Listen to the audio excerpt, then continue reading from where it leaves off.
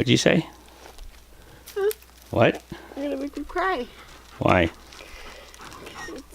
Saying the G word. What's up, YouTube? So today we got a couple subjects we want to talk to you about. One is very near and dear to our heart.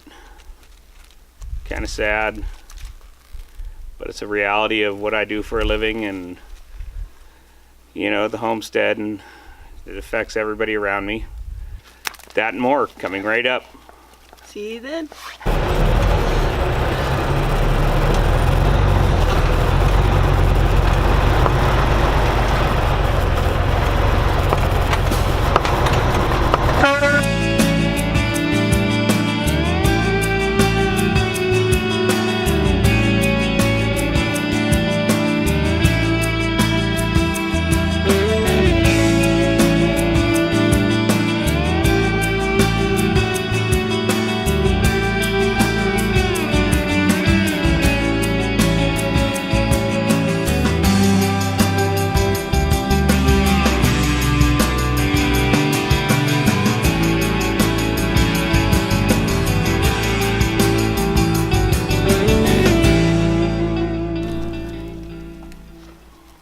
Saying goodbye. What? Saying goodbye is never easy. Well, welcome back, YouTube. So Jill's trying to laugh it off over there because I just want to talk to you about a very sensitive, difficult subject here on the homestead. You know, we're trying to do everything out here debt-free, and we have no debt. But the only way that we could do that is that big white thing behind me. I don't know if you could see it, but that's my semi. So, you know, I gotta hop in that thing to go make some money. I know. So we could do what we gotta do out here. I tell Jill quite often, I gotta leave you now so I could be with you later. It's like one of the hardest times on the homestead.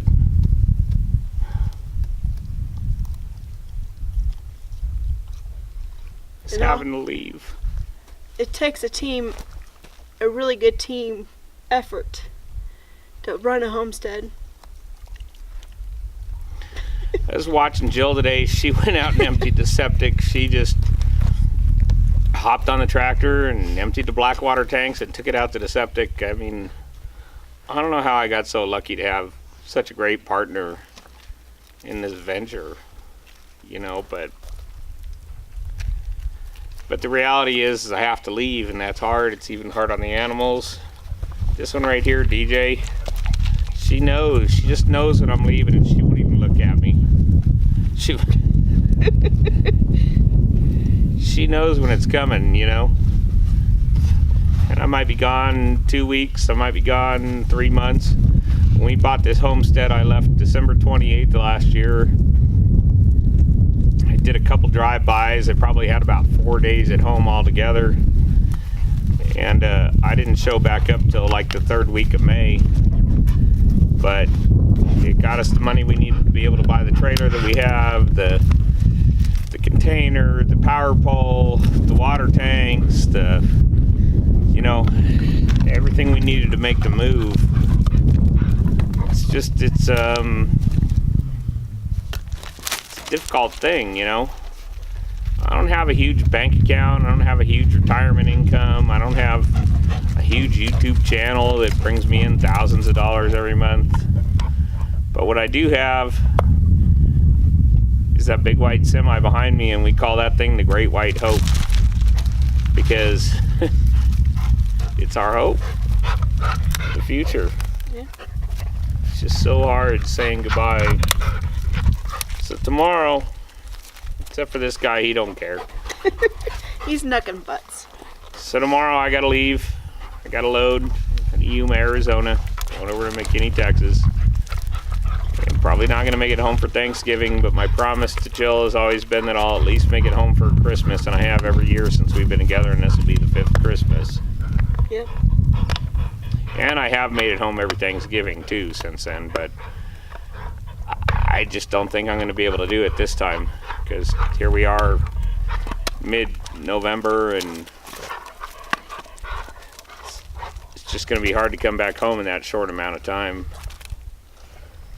We talk about feelings on the homestead and how this affects everybody. You got to have a really strong partner, someone that's willing to dig deep, get their hands dirty, go beyond their boundaries and learn things they don't know about, like Killing snakes. Killing snakes. By yourself.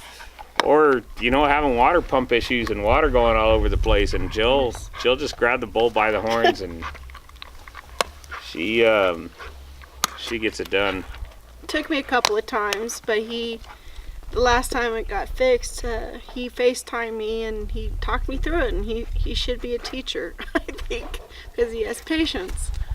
And he knows how to explain it to me over the phone or through FaceTime, and got it done and got fixed, and we have no more problems anymore after that. Nope. Very appreciative of that.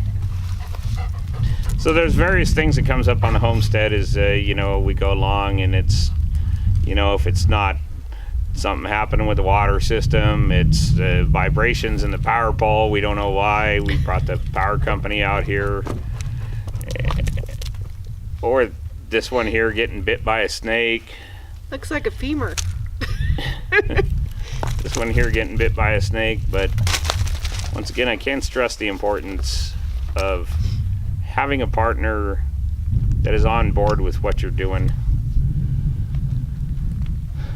Because if you don't have that partner, you're not going to get anywhere out here in this lifestyle. You got to have someone that's fully committed, not just to the homestead lifestyle, but to what it is that you have to go and do for a living. I gotta tell you, it's I'm not trying to make this a long drawn out thing, but it's the hardest thing for me to hop in that truck and leave.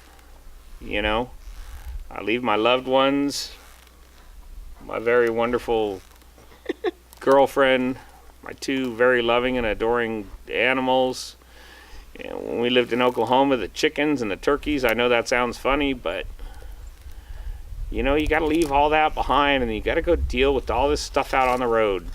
All these crazy people, not only on the road, but at the truck stops, and the shippers, and the receivers, and then there's no loads. You end up in Washington like I was recently, and just running around there doing little tiny loads for several weeks, and I started to get very intolerant of people and their shenanigans. I get intolerant of this guy's shenanigans all the time, but he's still a good guy. I just had to come home. Because, when you start getting angry about stuff, it's, and it's easy to do on the road, especially if you're not making money. When I'm making money, I'm doing all right, mentally. But if I'm not making money, just every little thing just angers me. And I'm a pretty easygoing guy usually, aren't I? Yeah, usually. I've met some very wonderful people on the road, not just truck drivers, but other people, outside the trucking industry, but no. It's just really a hard thing to do, being out there on the road, being away from your loved ones, being in snow and ice and horrific rain and Tornadoes. Breakdowns, and the DOT just like, the DOT treat us out there not like, like we're a normal citizen. It's like, well, you're doing something wrong. We don't know what it is yet, but we're going to find out what it is you're doing wrong. So we're already like under the gun with the DOT, the cops. I got pulled over just before I came home, just because I was driving a truck, just because he wanted to make sure, all my paperwork was straight. That doesn't happen to you in cars, You don't worry about in cars. You get a brake lights out. Well, you get a fix-it ticket. Maybe you have to go to court. Nowadays, you have to pay a fine. We didn't have to do that in my younger years. But in a semi, you got a light out. Oh, it's a major ordeal. the company you're leased on to, depending on how many of those lights have been out over time. I mean, you could lose your lease, you could lose your livelihood. I mean, people just don't realize the stuff we face on the road, and it's a love-hate relationship. I love what I do, I absolutely love it out there, but I absolutely hate it at the same time. I hate all the BS that we have to deal with. I hate all the people that just treat us like second-class citizens. And mind you, I understand that, some truckers, they write their own sentence. They, just do stupid stuff out there. But that's not all of us. That's not the majority of us. The majority of us are caring. We care about what we do. We take what we do seriously. We all have families at home too. We all want to be home for the holidays. We all want to buy stuff too. The only way that stuff gets there is, people like me and people like other truckers that are out there, giving up their life. Basically, giving up their life to be out there to earn a living, to take care of the loved ones at home and do the things that we need to do. That's why you need to have a good teammate. Or I can't think of the word at the moment, but a lot of people ask me, well, my wife and I, we want to go drive a truck. What do you think? I tell them, go lock yourselves in the bathroom for 2 weeks together, and if you both come out of there alive, then you could probably do it. So Jill and I, before we even started this Homestead project, because it's a lot like that. Even though we're in big wide open spaces, as you can see behind me here, it's still like kind of very solitary. You have to love this sort of lifestyle. And also you got to do with minimalization, the things you don't need, like picking up the phone and calling Domino's, sounds good. that sort of thing. I think Jill's biggest surprise on the road was having to pee in a cup because oh my gosh, really? because you can't just stop at the bathroom all the time, or it's the middle of winter and you're not going to walk a half a mile into the truck stop to go to the bathroom, so you have to learn how to do things in an alternative way, which most of you guys that are out there that are homesteading understand that, with your composting toilets and So Jill and I, we set out on an adventure last year for 2.5 months on the truck. Jill quickly learned there was nothing private between us on the truck. You sure learn a lot about your partner in such a short amount of time. Especially the private stuff, right? There's nothing private. There's nothing private. And it can be like that on the homestead, is like a lot of that are living in trailers or tiny houses. Like I've heard Derek, from Handyman say many a times, and his wife Hannah about going to the bathroom and stuff. There's just nothing private. You hear everything, you smell everything, you do everything. It's like that on the truck as well. But at any rate, I got to leave for a load tomorrow. I'm going to be gone probably until about Christmas. Then we're going to get started on the house pad, or the we've already got the pads done. We're going to get started on the equipment shop over here, just to my left.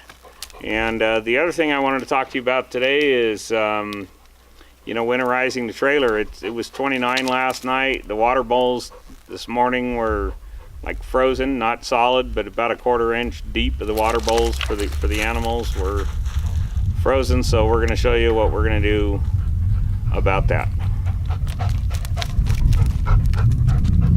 Can't wait for it to get done and Knuckin' won't butts. worry about our water pipes freezing over while he's gone. Knuckin' butts. Because when he does something, he does it, they say overkill, but he does it for a purpose. The purpose.